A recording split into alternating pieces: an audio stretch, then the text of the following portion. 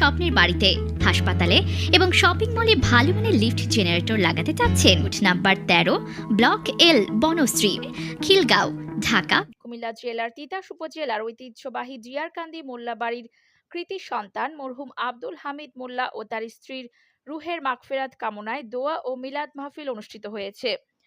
গত 13ই মার্চ শুক্রবার জিয়ারকান্দি হাফিজ উদ্দিন সিনিয়র ফাজিল মাদ্রাসার এতিমখানায় ইফতারের আগ মুহূর্তে এই মিলাদ মাহফিলের আয়োজন করা হয়। অনুষ্ঠানে মাদ্রাসার এতিম ছাত্রদের পাশাপাশি মোল্লাবাড়ি ও আশেপাশের এলাকার মুরব্বীগণ ও গণ্যমান্য ব্যক্তিবর্গ উপস্থিত ছিলেন। এ সময় মরহুমের রুহের মাগফিরাত কামনা করে বিশেষ দোয়া করা হয়। তাদের পাশাপাশি জিয়ারকান্দি গ্রামের কবরবাসীদের জন্য বিশেষ মোনাজাত ও দোয়া অনুষ্ঠিত হয়।